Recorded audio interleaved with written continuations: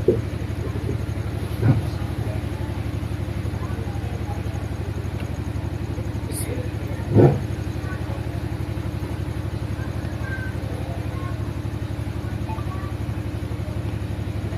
باللہ من الشیطان اللعین الرجیم بسم اللہ الرحمن الرحیم الحمد للہ لولا ان هدانا الله لقد جاءت رسل ربنا بالحق بالقاسم محمد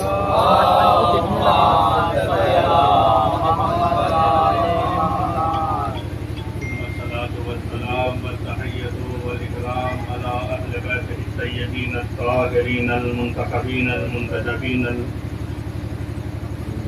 ولعنة الدائمة على أعدائهم من الآن إلى قيام يوم الدين.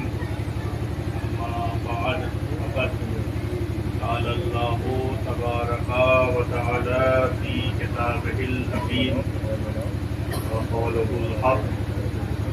بسم الله الرحمن الرحيم. جاء الحق وزهق الباطل ان الباطل كان زهوقا. صدق محمد وعلى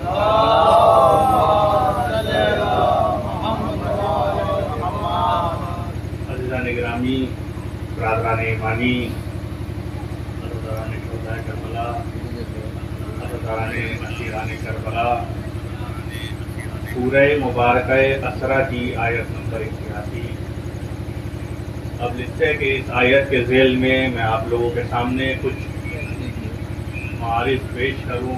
آپ لوگوں سے گزارش ہے کہ یہ بکھری ہوئی شکل کو ایک لشکر کی شکل دے دیں اور ایک جمعیت کی طرح میرے سامنے یہاں پر بیٹھ جائیں، کیونکہ اس ہی قوم نے دنیا کو یہ بتایا ہے کہ جس کے پاس اس کے ہدف کلیئر ہوتے ہیں وہ کبھی بکھرتا نہیں ہے.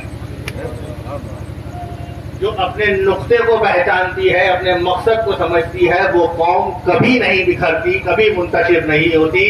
انتشار وہاں نظر آتا ہے جہاں پہ نقطے کہیں ہوں، مقصد کہیں ہوں، ہدف کہیں ہو، یا ہادی کہیں ہو، یا راستے دکھانے والے کہیں ہو. لیکن جہاں پہ ہدایت بھی ایک ہو، نقطہ بھی ایک ہو، ہدف بھی ایک ہو، مقصد بھی ایک ہو، بھئی میں کہاں لے کے جاؤں گا اس مجمع کو، میں ایسے ہی کوئی کہہ رہا ہوں. نقطہ بھی ایک ہو، مقصد بھی ایک ہو، ہدف بھی ایک ہو اور ہدوف بھی ایک ہو. عزیزان گرامی، میں اس مجمع کی بات کر رہا ہوں کہ جس کا 1400 سال سے، میں آج کی بات نہیں کر رہا، کل کی بات نہیں کر رہا، 1400 سال سے نقطہ بھی ایک ہے، مقصد بھی ایک ہے، ہدف بھی ایک ہے، کردار بھی ایک ہے، زبان بھی ایک ہے، گفتار بھی ایک ہے. بھئی ایک ہو کیسے نہ، کیونکہ جو ضامن ہے محمد، اس نے یہ کہا تھا کہ میرا اول بھی محمد ہے، میرا آخر بھی محمد ہے، میرا اصل بھی محمد ہے. اب چاہے حسین کی بات ہو یا مہدی کی بات ہو، سب ایک نظر آئیں گے.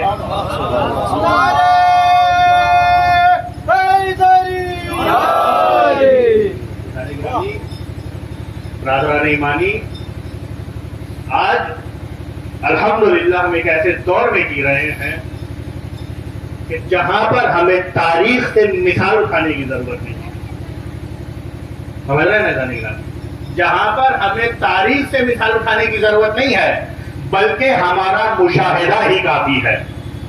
کل اس سے کہ میں آپ لوگوں کے سامنے کچھ معروضات پیش کروں، میری گزارش یہ ہے کہ جو حضرات فرش عزا پہ تشریف نہیں رکھتے، ادھر ادھر گلیوں میں بکھرے ہوئے ہیں، یا محو گفتگو ہیں، یا بیٹھے ہوئے ہیں، یا چل رہے ہیں، میری گزارش یہ ہے کہ اگر ان تک میری آواز پہنچ رہی ہے تو فرش عزا پہ آ جائیں.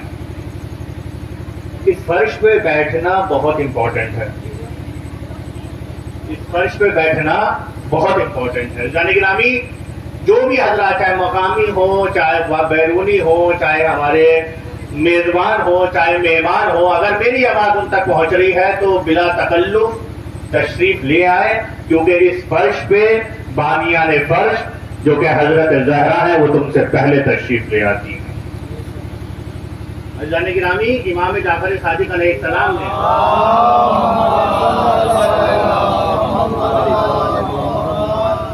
امام جعفر صادق علیہ السلام نے اپنے شاگرد زرارہ ابن اعین سے، زرارہ ابن اعین جو ان کے بڑے خاص شاگرد تھے امام کے، اور خاص کر مناظرے میں بہت ایکسپرٹ تھے، ان سے کہا کہ اے زرارہ جہاں پر بھی فرش حسین بچھا ہوا دیکھو تو دوڑ کر بیٹھ جاؤ.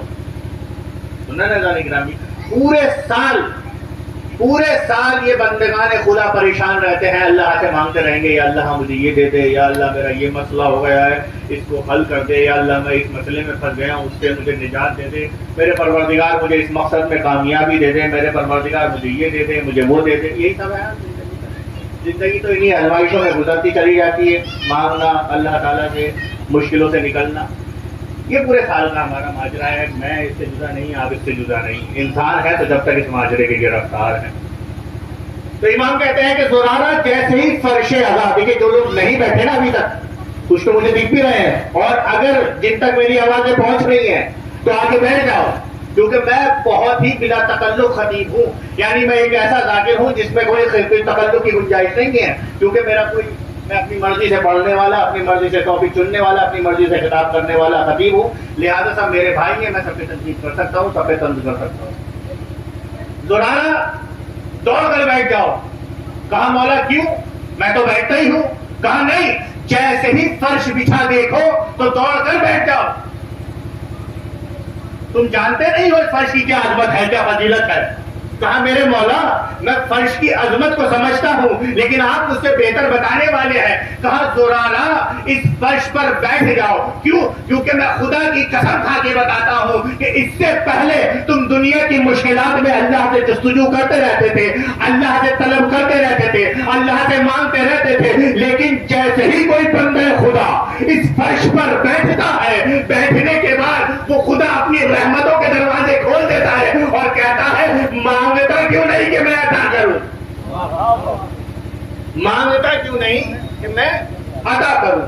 عزیزان گرامی، یہ صرف میرے کہنے کی بات نہیں ہے، اس کا تجربہ کر لیں. درود پڑھنے پر محمد و آل محمد صلی اللہ محمد آل محمد. قرآن مجید میں ارشاد ہو رہا ہے جاء الحق وزهق الباطل ان الباطل کان زہوقا. سورہ مبارکہ یسرا کی آیت نمبر 81. ترجمہ یعنی حق آیا. دیکھیے پوری توجہ سے میرے ساتھ رہنا عزیزان گرامی. اگر آپ کے اذہان میرے ساتھ جڑے ہوئے ہیں تو صرف ترجمے سے ہی ساری بات سمجھ میں آ جائے گی. حق آیا وزهق الباطل، باطل مٹ گیا. میں کیا کہہ رہا ہوں عزیزان گرامی، باطل مٹ گیا. ان الباطل کان زہوقا، بے شک باطل کو تو مٹنا ہی تھا. عزیزان گرامی، ہمارے کردار میں یہ یقین دکھائی دینا چاہیے. میں کیا کہہ رہا ہوں عزیزان گرامی، یعنی اللہ کے اس گفتار میں کتنا یقین ہے کہ حق آیا اور باطل مٹ گیا. یعنی باطل کی حکومت جب تک ہی ہے جب تک حق نہیں آتا. میں کیا کہہ رہا ہوں عزیزان گرامی، یعنی باطل کی حکومت جب ہی تک ہے جب تک حق نہیں آتا. فرعون تب ہی تک اپنے آپ کو خدا کہہ سکتا ہے جب تک موسیٰ نہیں آتا.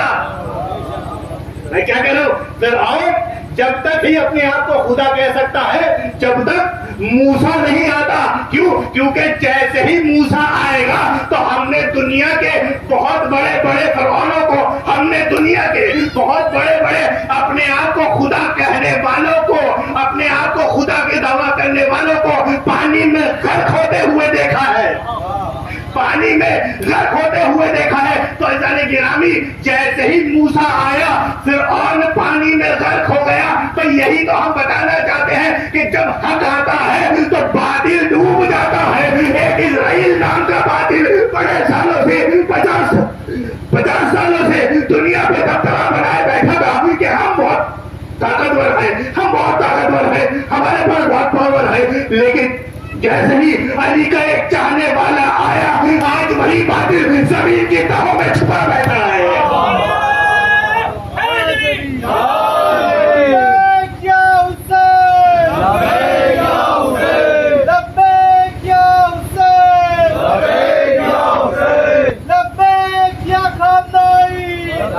نعرہ حیدری، نعرہ خلوت،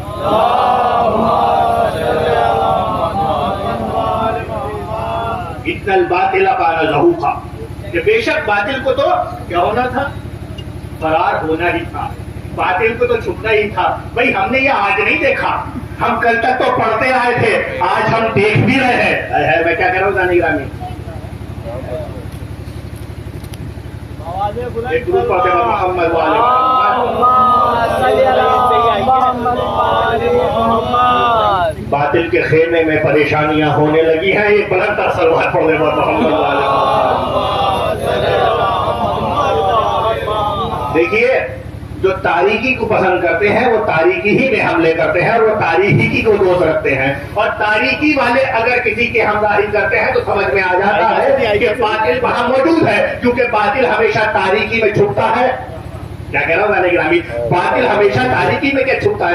میں ایسے نہیں کہہ رہا جملہ، میرے جملے کے ساتھ تاریکی شواہد موجود ہے۔ آپ کو نہیں معلوم باطل ہمیشہ تاریکی میں چھپتا ہے، باطل ہمیشہ تاریکی میں چھپتا ہے۔ آپ نے نہیں دیکھا خانہ کعبہ کو، آپ نے سب نے دیکھا خانہ کعبہ کیا ہے؟ بھئی ایک کوٹھری ہے، ایک گھر ہے، اللہ کا گھر ہے، لیکن کیا ہے؟ چار دیواریں ہیں، ایک چھت ہے، اس کے اندر تاریکی ہے، اس کے اندر خود رکھے ہوئے ہیں، یعنی باطل تھا خدا کے گھر میں چھپا ہوا، تاریکی میں بیٹھا تھا، باطل تھا تاریکی میں بیٹھا ہوا تھا۔ لیکن کل وہی حیدر کرار آیا، آنے کے بعد تو شہ پیغمبر پر چہرے علی سے نور خدا روشن ہوا، تو شہ پیغمبر پر علی سوار ہوئے، علی کا سوار ہونا تھا۔ یہی باطل خدا جو کونوں میں چھپے پڑے تھے، رات اوزا نام کے زمین بوس ہونے لگے۔ بس یہ بتا دیا کہ باطل جبھی تک ہے جب تک نور علی نہیں ہے۔ محمد والے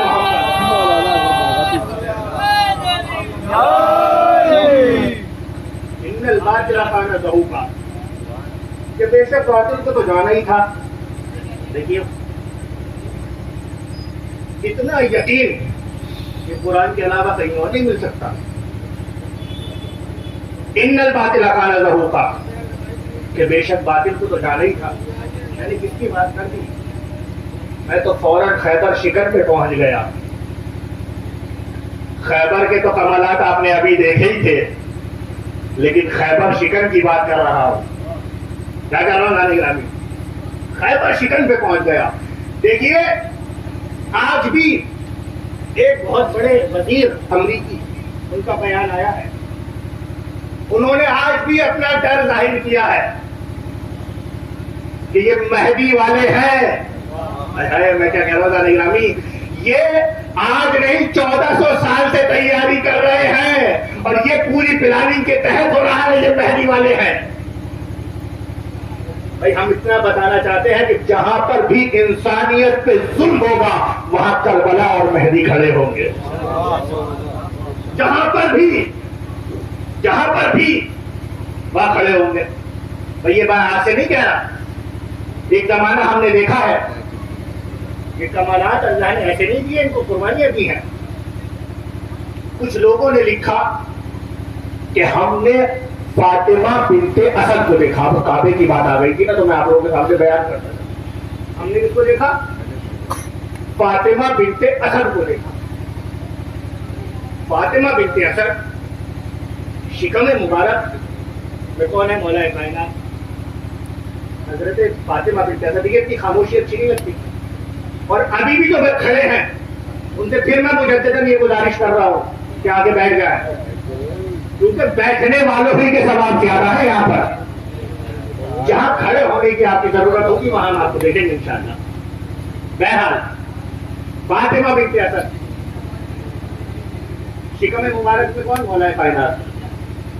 تو لوگوں نے دیکھا کہ ہم نے تو رسول کے چچا نے دیکھا عباس نے، اور ایک دوسرے راوی ہیں، ان لوگوں نے دیکھا، روایت میں پڑھ رہا ہوں، اور کتاب کا نام ہے مدینۃ المعاجز، علامہ ہاشم بحرانی کی بڑی مشہور کتاب ہے، بہت قیمتی کتاب ہے۔ ہم نے دیکھا کہ فاطمہ بنت اسد چلتی بھی آئی اپنے گھر سے، حرم میں آئی، حرم کو آگے طے کرتی ہوئی خانہ کعبہ کے قریب پہنچ گئے. ابھی اسلام کا کوئی اعلان نہیں ہے, سمجھ رہے ہیں نہیں آئے, خانہ کعبہ کے قریب پہنچ گئے. ابھی کوئی رسول نے نہیں کہا کہ لا الہ الا اللہ محمد رسول اللہ, ابھی اعلان نبوت نہیں ہوا ہے. سب سننا ہے نا, پوری میں دلیل کے ساتھ اور کتاب کے حوالے کے ساتھ یہ بات کر رہا ہوں. آنے کے بعد خانہ کعبہ کا غلاف پکڑا اور پکڑنے کے بعد کہتی ہے کہ میں خدا تجھ پر ایمان رکھتی ہوں, جو نبی تو نے بھیجے ان پہ ایمان رکھتی ہوں. میں کیا کہہ رہا ہوں نہیں گرامی بھائی, علی کی ولایت کی سند تو ہمیں ملتی ہے رسول کی زبان سے, لیکن فاطمہ بنت اسد کے لیے یہ نہیں ملتا. لیکن علی کی ماں کے کلمات سنو, کیا کہہ رہی ہے؟ اے خدا میں تجھ پہ ایمان رکھتی ہوں, جو کتابیں تم نے بھیجی اس پہ ایمان رکھتی ہوں, جو رسول تو نے بھیجے ان پہ ایمان رکھتی ہوں. اے اللہ میرے لیے اس ولادت کو آسان کر دے. انہوں نے کہا کہ ہم نے فاطمہ بنت اسد کے یہ کلمات سنے, لیکن ایک عجیب ماجرا دیکھا کہ خانہ کعبہ کی دیوار پیچھے سے پھٹنی شروع ہو گئی. بھائی کیا کہہ رہا تھا بھائی, اگر نارمل مسئلہ ہوتا تو دروازہ کھولا جاتا. میں جملہ دے گا گرامی, اگر نارمل کوئی صاحب اقتدار ہوتا تو دروازے کی چابی لاتا, دروازہ کھولتا, پھر اندر داخل کرتا. لیکن دروازہ بند ہے, تالا لگا ہوا ہے, دیوار سے دروازہ کھلا. تو بس یہی تو بتانا چاہتا ہے اللہ کہ تم معمولی ہو کر آئے, وہ چابی سے دروازہ کھول کے بلائیں گے, اور تم میں مالک کل ہوں, وہ دیوار میں دروازہ بنا کے بلاؤں گا.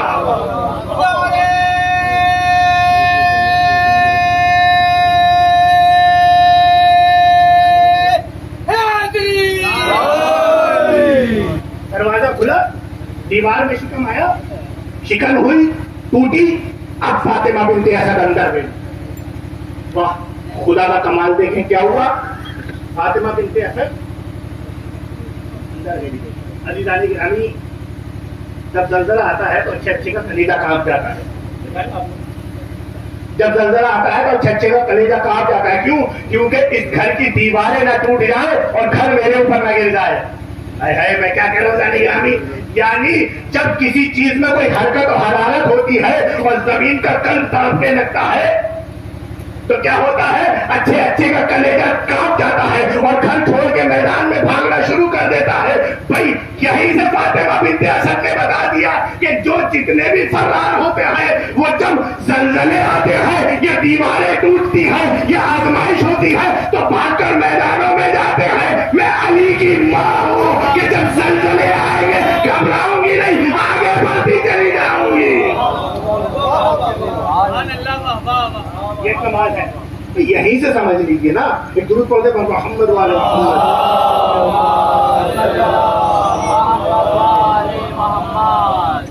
فاطمہ بنت اسد اندر داخل ہو گئے.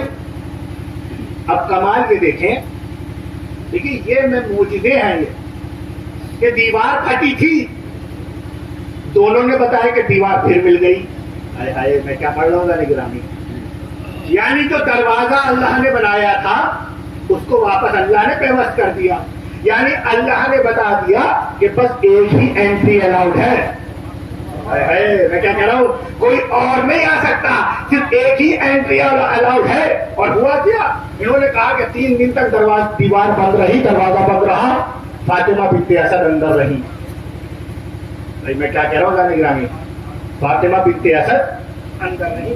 بھائی مسئلہ کیا ہے, علی سے دشمنی آج نہیں ہے ان پریشان لوگوں کی.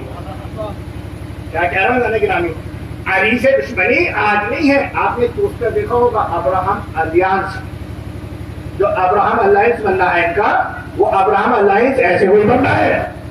اس میں 1400 سال کی پرانی دشمنیاں ہیں, پھر 1400 سال سے پہلی پرانی دشمنیاں ہیں. ساری دشمنیاں یونائٹڈ پاور بن رہی ہیں. میں کیا کہہ رہا ہوں مطلب یعنی یہ کہہ سکتے ہیں کہ جس طریقے سے جنگ خندق میں تمام باطل اپنے اپنے گوشوں سے لشکر جمع کر کے لایا تھا اور ایک لشکر بنا تھا, آج وہی خندق کھود رہی ہے, آج وہی خندق کھود رہی ہے. کل علی نے عمرو بن عبدود کو واصل جہنم کیا تھا, آج کئی عمرو بن عبدود ہے جو واصل جہنم ہونا ہے. یہ دشمنی آج کی نہیں ہے بھائی, بہت سارے ہیں جو کہہ سکتے ہیں کہ بڑی تپش رکھتے ہیں. کیوں؟ کیونکہ خانہ کعبہ کیا ہے, آپ لوگ بتائیں. خانہ کعبہ کیا ہے؟ بھائی خانہ ہے کعبہ کیا ہے؟ بیت اللہ. کیا ہے؟ بیت اللہ. اور کیا ہے؟ قبلہ مسلمین ہے نا، کعبۃ اللہ. تمام مسلمان کیا کرتے ہیں؟ نماز پڑھتے ہیں.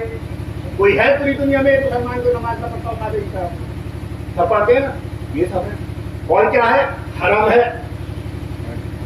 بھائی حرم ہے تو ہم نے کیا دیکھا؟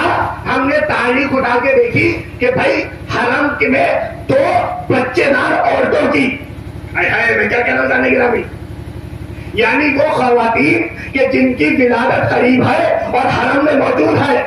میں کیا کہنا جانے گرامی، جب ہم نے تاریخ اٹھا کے دیکھی تو یہ جو آج بہت سارے لوگ جو حیدر کرار کے نام سے چل رہے ہیں، چل رہے ہیں، ہم نے کیا دیکھا کہ دیکھو کہ جب مریم جناب عیسیٰ کی ولادت کا وقت آیا تو مریم کو حکم دیا گیا کہ حرم چھوڑ دے. میں کیا کہہ رہا ہوں، مریم کو حکم آیا کہ حرم چھوڑ دے، یعنی مریم بیت المقدس چھوڑ کے ایک دور جگہ پر گئی. وہاں جانے کے بعد ایک کھجور کے درخت کے نیچے جناب عیسیٰ کی ولادت ہوئی. میں کیا کہہ رہا ہوں، جناب عیسیٰ کی ولادت ہوئی. بھائی یہی تو مسئلہ ہے کہ یہ لوگ یہی تو خلیج کھائے ہوئے ہیں کہ جب عیسیٰ کی ولادت ہوئی تو اللہ نے کہا حرم چھوڑ دو، اور جب علی کی ولادت ہوئی تو اللہ نے کہا گھر چھوڑ دو، حرم میں آ جاؤ. تو بس یہی تو بتانا چاہتے ہیں کہ دیکھو پیشوا علی ہے. کیونکہ علی وہ ہے کہ جس کی ماں کو اللہ گھر سے حرم میں بلاتا ہے.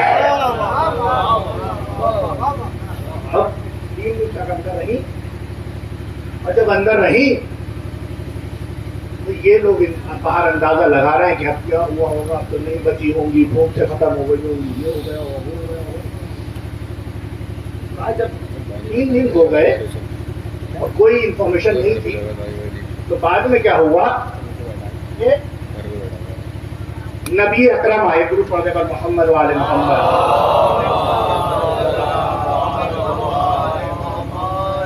ایک نبی اکرم آئے، آنے کے بعد خانہ کعبہ کے قریب پہنچے اور پھر خانہ کعبہ میں در سے داخل ہوئے. کون؟ نبی اکرم. اندر کون ہے؟ جناب فاطمہ بنت اسد. باقی کسی کو کچھ نہیں پتا اندر کیا ہے. اب تھوڑی دیر بعد کیا دیکھا کہ نبی بڑے مسکراتے ہوئے ہاتھ پہ کچھ لے کے آ رہے ہیں. میں کیا کہہ رہا تھا گرامی، تو کیا دیکھا کہ ہاتھ میں ایک بچہ ہے اور پیچھے پیچھے جناب فاطمہ بنت اسد ہے. کون ہے؟ جناب فاطمہ بنت اسد. لیکن یہاں پہ کہنے سے پہلے میں ایک بات عرض کرتا چلوں کہ جب مولا کائنات اندر پہنچے تھے تو مولا کائنات جناب فاطمہ بنت اسد کی گود میں تھے، اور جناب فاطمہ بنت اسد خوش نہیں نظر آ رہی تھی. نظر نہیں آ رہا، وہ خوش نظر نہیں آ رہے. تو رسول اکرم نے پوچھا کہ آپ خوش کیوں نہیں ہیں؟ کیا بات ہے؟ آپ کو اللہ نے اتنا نورانی بیٹا دیا ہے.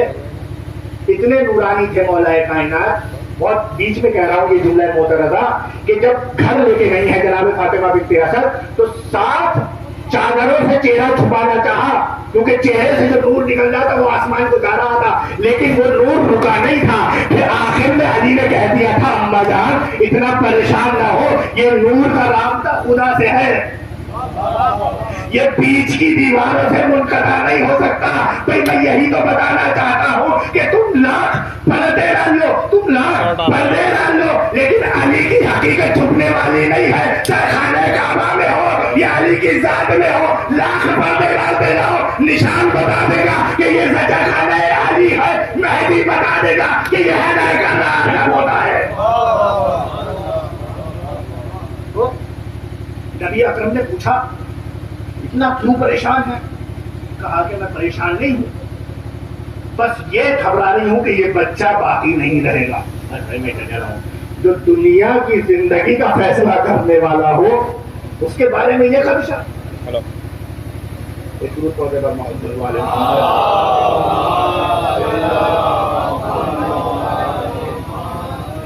بہرحال آپ لوگ میرے ساتھ جڑے رہے. بس تھوڑی سی بات چیت اور. اب پوچھا کیا ہوا تو آپ اتنا پریشان ہے؟ کہا کہ دیکھیے بچے کی زندگی کی 3 علامتیں ہوتی ہیں. ایک تو وہ روتا ہے، دوسرا وہ غذا لیتا ہے، تیسرا آنکھیں کھول دیتا ہے. ٹھیک ہے آج بھی ہے بھائی, آج بھی رونا ہماری پہلی گھڑی میں رونا ہماری زندگی کی علامت سمجھا جاتا ہے. کیا کہہ رہا ہوں نہیں, ہماری اس دنیا کی پہلی گھڑی میں رونا ہماری زندگی کی علامت ہے. کہاں ہو نہیں رہی, ہماری پہلی گھڑی میں رونا ہماری زندگی کی علامت ہے. یعنی یہی سے یہ بتا دیتا ہے کہ جو گریہ کرنے والے ہوتے ہیں وہی زندہ ہے, جو خاموش ہے وہ زندہ نہیں ہے. تو نبی اکرم نے کہا ایک کا جواب تو میں دے دیتا ہوں, باقی دو کا یہ خود دے گا. کہا کون سا؟ کہا دیکھیے رویا کیوں نہیں ہے میں بتا دیتا ہوں. کہا دیکھو خانہ کعبہ ایک کوٹری کی طرح ہے, اندھیرا ہی اندھیرا ہے, ہر طرف تاریکی ہی تاریکی ہے, بلیک آؤٹ ڈارکنیس. اب اگر علی بالکل غار کی طرح ماحول ہے, میں کیا کہہ رہا ہوں نہیں رہا, مطلب نبی بتا رہا ہے کہ بالکل غار کی طرح ماحول ہے. اگر علی رو دیتے تو کہیں یہ نہ ہو جاتا کہ اللہ تحزن رونا نہیں, تو کہا اس لیے علی رویا نہیں. لیکن باقی دو کا جواب علی خود دے گا. اب رسول نے جیسے ہی علی کو ہاتھوں پہ لیا, علی نے آنکھیں کھول دی. دیکھا وہ دیدا, علی نے آنکھیں کھول دی. اب جیسے ہی علی نے آنکھیں کھولی, نبی اکرم نے کہا علی ماں پریشان ہو رہی ہے, آنکھیں کیوں نہیں کھولی؟ تو علی نے مسکرا کر کہا, زمانے میں زبانی میں کہا, یا نبی اللہ یہ بالکل خانہ کعبہ کوٹری ہے, چاروں طرف بت رکھے ہوئے ہیں. اب میں نہیں چاہتا تھا کہ اللہ کا ولی بن کے آؤں اور آنے کے بعد میری پہلی نگاہ بتوں پہ پڑے. جیسے ہی چہرہ نبی آیا, جیسے ہی چہرہ انور آیا, علی نے آنکھیں کھول دی تاکہ علی کی پہلی نگاہ محمد کے چہرے پر ہو.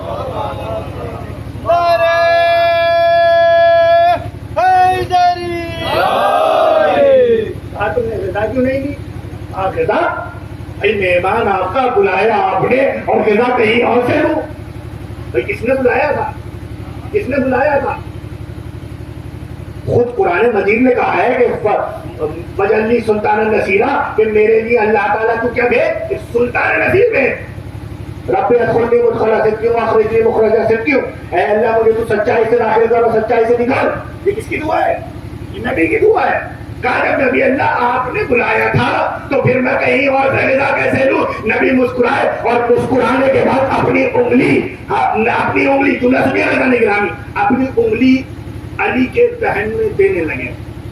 علی تھوڑا سا نزاکت میں رکنے لگے. کیا ماحول ہے, علی تھوڑا سا نزاکت میں رکنے لگے. نبی نے کہا علی کیا ہوا؟ کہا نبی اللہ ابھی تو پیدا ہوا, انگلی تھوڑا سخت ہوگی. نبی بھی مسکرائے, اور مسکرانے کے بعد علی کی منطق سمجھ گئے, اور سمجھنے کے بعد کیا کرا نبی نے؟ دہن سے اپنی زبان نکالی, علی کے دہن میں اتار دی. بھائی ہم نے اصحاب کے بارے میں پڑھا ہے کہ جنہوں نے رسول کا جھوٹا پانی پیا تو وہ بہت بڑے عالم بن گئے. بھئی آپ مجھے جواب دیں کہ پہلے ہی دن نبی کی زبان علی کے منہ میں ہے, پہلے ہی دن نبی نے اپنی زبان علی کے منہ میں دے کے یہ بتا دیا کہ کعبے سے لے کے غدیر تک, غدیر سے لے کے قیامت تک جو کچھ علی کہے گا وہ محمد کی زبان ہے, جو محمد کہے گا وہ علی کی زبان ہے.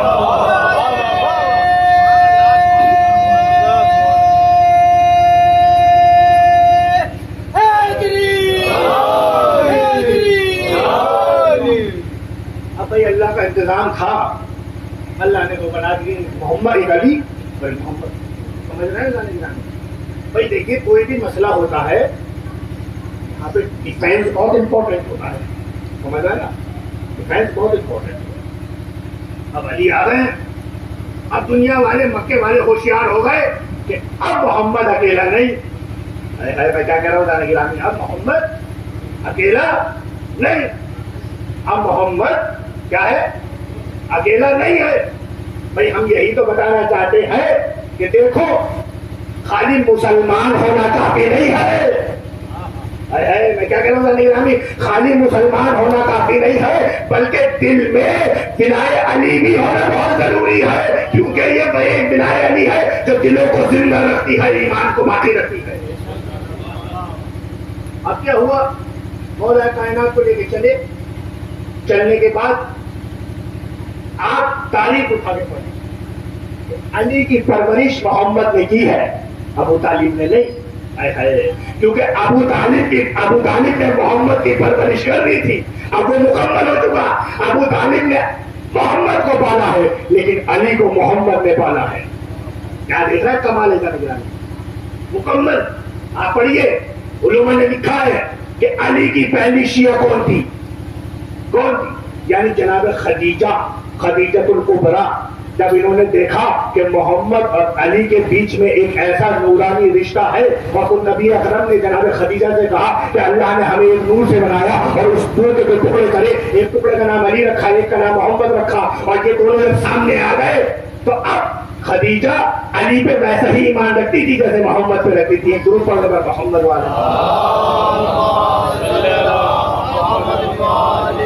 یہ میرا موضوع بھی نہیں ہے اور یہ کافی مجھے دوسری طرف لے جائے گا، لیکن میں کیا کہنا چاہتا ہوں کہ نور کے دو ٹکڑے آ گئے، ایک ہاتھ ہو گئے نا. جانی گرامی بہت ضروری ہے. ہمارے بہت سارے مومنین یہ کہتے ہیں کہ ہم محبت کرتے ہیں لیکن ہم کسی کی نفرت نہیں کر سکتے. سمجھ رہے نا جانی گرامی؟ یہ لائٹ ہے، سمجھ رہا؟ یہ لائٹ ہے کیسے چل رہی ہے. بس آخری مثال اور بات ختم. میں اپنے موضوع پہ ہوں، نل بادل کا رہوں گا. بادل کو تو جانا ہی تھا، جائے گا انشاءاللہ. یہ لائٹ چل رہی ہے آپ کے سامنے، اس میں کیسے چل رہی ہے؟ کرنٹ آ رہا ہے، الیکٹریسٹی آ رہی ہے، پاور آ رہی ہے. پاور کیسے آ رہی ہے؟ تار کے ذریعے سے آ رہی ہے. اور تار میں دو طریقے کے ہوتے ہیں، ایک پازیٹیو ایک نیگیٹو، ایک ٹھنڈا ہے گرم. کیا گرم ہے گرم؟ بھائی یہ تو سب سمجھتے ہیں نا. میرے گاؤں کی زبان میں کیا کہتے ہیں کہ کرنٹ دو طریقے کے ہوتے ہیں، ٹھنڈا اور ایک گرم. تھوڑی ٹیکنیکل زبان میں کیا کہتے ہیں؟ پازیٹیو اور نیگیٹو. اور تھوڑی ٹیکنیکل زبان میں کہتے ہیں ایک پلس ایک مائنس. لیکن جب پلس اور مائنس دونوں چراغ تک پہنچیں گے تبھی چراغ چلے گا. کیا کہہ رہا ہوں غالب گرامی؟ بھائی مسئلہ یہاں تک آ گیا، دنیا نے دیکھ لیا کہ اتنے بہت سے مسلمان ملکوں میں ایک ملک کھڑا ہے، لڑ رہا ہے. سب دیکھ رہے ہیں. کل تک تو باتیں ہو رہی تھی کہ یہ صرف باتیں کرنے والے کچھ نہیں کریں گے. اب دیکھ بھی لیا کہ 12 کے ماننے والوں نے 12 دن تک کودا ہے اسرائیل کو.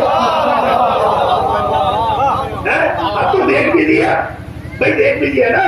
تو آپ ایسا نہیں مطلب، لیکن آپ بھی تردد میں ہے، مانے یا نہ مانے، سمجھے یا نہ سمجھے، پوچھے یا نہ پوچھے، پہچانے یا نہ پہچانے. بھائی یہی تو میں بتانا چاہتا ہوں. یہ تردد تمہیں نجات پر لے کے نہیں جائے گا. بھائی یہ تردد تمہیں نجات پہ لے کے نہیں جائے گا. کیوں؟ کیونکہ اللہ نے نور کے دو ٹکڑے بنائے، ایک جلالی بنایا، ایک جمالی بنایا. جمالی ٹکڑے کا نام محمد رکھا، جلالی ٹکڑے کا نام علی رکھا. جس دل میں یہ دونوں ٹکڑے اترتے ہیں، جس میں جمالی علی اترتا ہے، جس میں جلالی علی اترتا ہے، وہی نور ایمان سے منور ہوتا ہے. بھائی اسی چراغ کی طرح جب تک اس میں پلس اور مائنس کرنٹ نہیں جائے گا، یہ چراغ روشن نہیں ہوئے گا جب تک دل میں محمد کے ساتھ علی نہیں اترے گا.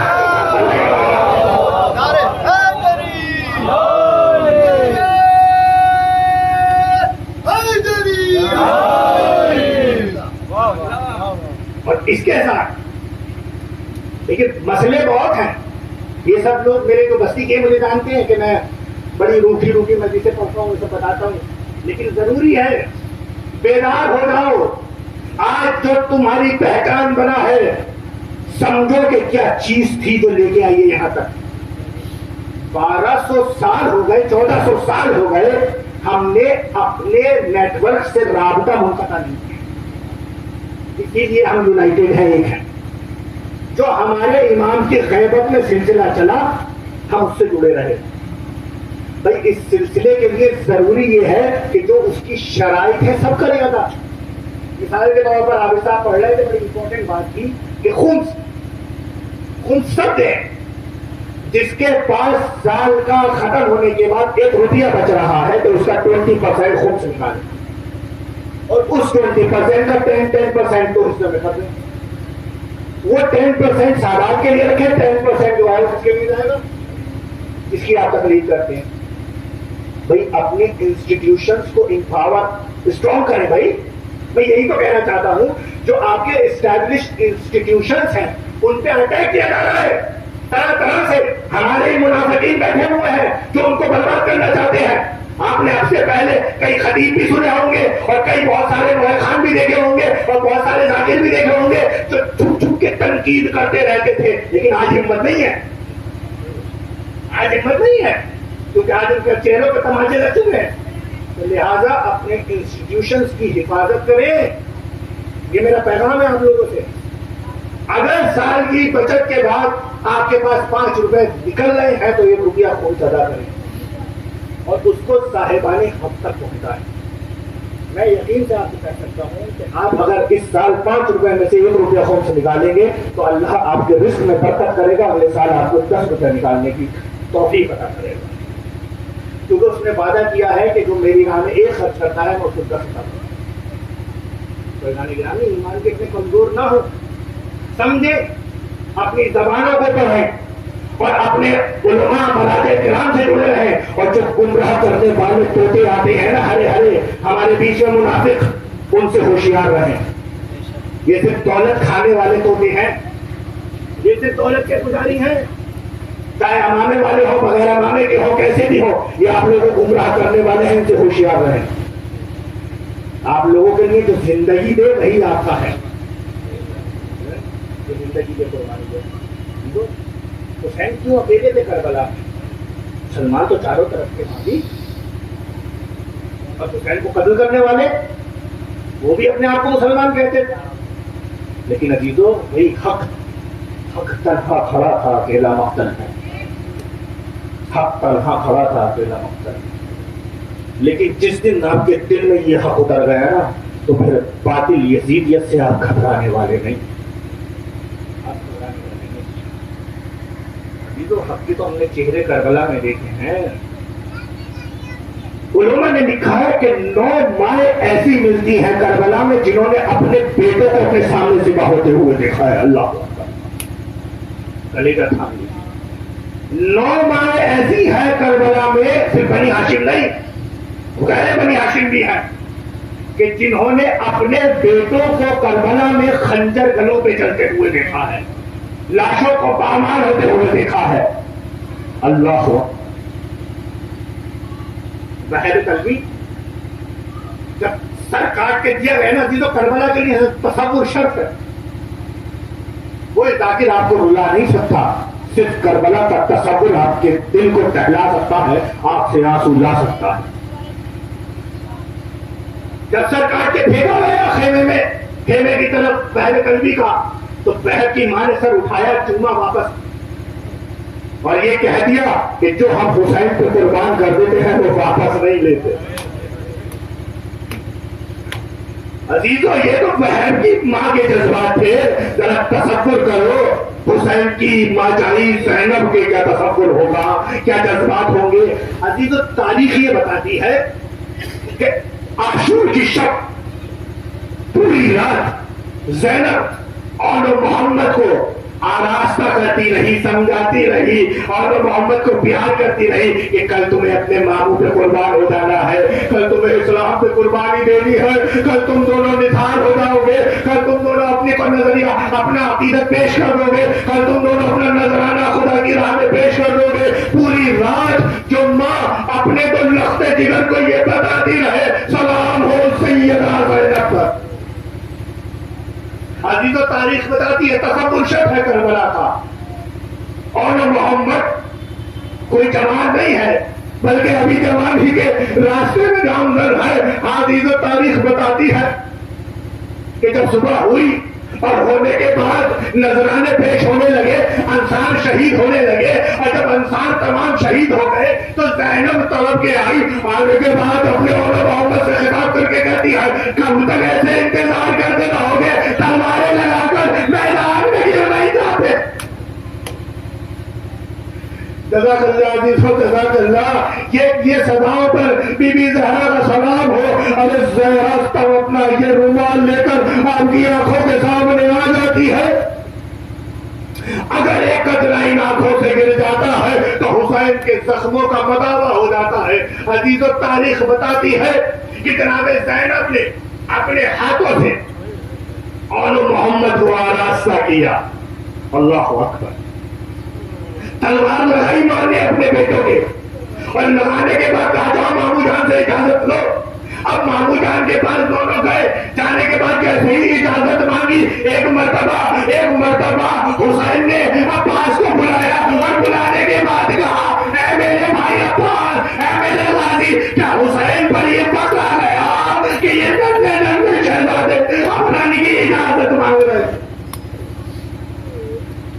अजीजों, ज़ैनब ने कहा, भाई मेरा नजराना इस्लाम के लिए जरूर उठाएगा।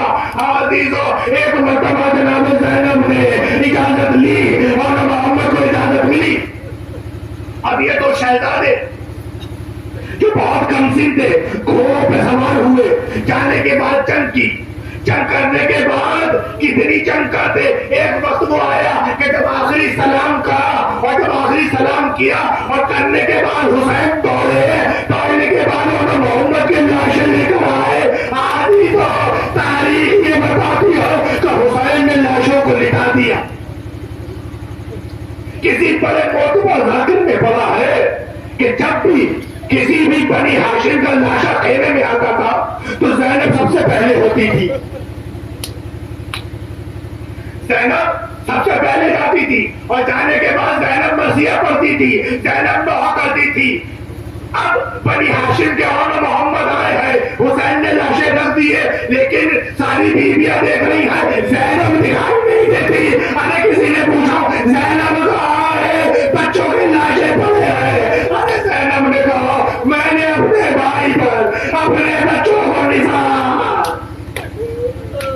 जज़ाकल्लाह अज़ीज़ों, आपकी आवाज़ें बुलंद हो रही है, इन आवाज़ों को घुटने न दीजिएगा, इन आवाज़ों को बुलंद करिए। यही ईमान की तकवीयत है, यही जज्बे की तकवीयत है। अज़ीज़ों, हुसैन पे फिक्रिया करना शुजाअत का सबब बनता है। अज़ीज़ों, अब उन्होंने मोहम्मद को हुसैन ने लिटा दिया। तारीख में बड़ा अजीब मार्का लिखा है, तारीख का नुक्ता है कि हुसैन अब तक जिसका भी लाशा लाते थे रख देते थे। बीबियां रोहा करती थी, बीबियां मातम करती थी, कलेजे ठाम के जुमला सुनना, बीबियां रोती थी। अब और मोहम्मद के लाशे को लाके हुसैन ने रख दिया। छोटे छोटे दो शहजादे, अजीज़ों, तारीख ने बताया है कि ये मालू, ये ज़ईफ, ये दादा, ये ज़ईफ और ये तन्हा इमाम जो हुसैन है, जो मामू है इन बच्चों का, दोनों के बीच में लेट गया। और हुसैन लेटने के बाद कभी सर उठा के और मोजा देते हैं, कभी सर उठा के मोहम्मद को मोजा देते हैं। अरे बीबियां तड़प गई। एक मरतबा किसी ने कहा, ज़ैनब को बुलाओ। ज़ैनब ने कसम खाई है कि मैं बस हुसैन पर रहूंगी, मैं अपने और मोहम्मद पर मातम नहीं करूंगी। मैंने कुर्बान कर दिया। सयालमून अल्लज़ीना ज़लमू अय्युहुल क़ादिर। इन्ना लिल्लाहि व इन्ना इलैहि राजिऊन। रज़न बिक़ज़ाइहि तस्लीमन लिअम्रिह। बार इलाहा बिहक़्क़ि मोहम्मद व आले मोहम्मद, हमारी इस करीम सी इबादत को कबूल फरमा। बार इलाहा बिहक़्क़ि मोहम्मद व आले मोहम्मद, हमारे गुनाहों को माफ़ फरमा। बार इलाहा बिहक़्क़ि मोहम्मद व आले मोहम्मद, हमारे दिलों में इरफान अहले बैत अलैहिस्सलाम को उतार दे। बार इलाहा बिहक़्क़ि मोहम्मद व आले मोहम्मद, हमें ज़्यादा से ज़्यादा उलूम अहले बैत हासिल करने की तौफ़ीक़ अता फरमा। बार इलाहा बिहक़्क़ि मोहम्मद व आले मोहम्मद, जो लोग हम में परेशान हाल हैं, मफरूज़ हैं, बीमार हैं, या उनकी जो भी हाजात हैं, नेक हाजात, अल्लाह ताला उनको कबूल फर। बिहक़्क़ि मोहम्मद वाले मोहम्मद, बिहक़्क़ि और मोहम्मद, जो लोग बे औलाद हैं उनको औलाद अता फरमा। जो साहिब औलाद हैं उनके औलाद को साले और नेक करार दे। बार इलाहा हमारे उलमा एलाम का साया हमारे सरों पर कायम कायम फरमा, उनकी हिफाजत फरमा। हमें ज़्यादा से ज़्यादा अपने अहले बैत की खिदमत करने की तौफ़ीक़ अता फरमा। बार इलाहा ज़माना बहुत पूरा आशूब हो चुका है, हमारे इमाम के ज़हूर में ताक़ीद अता फरमा। हमको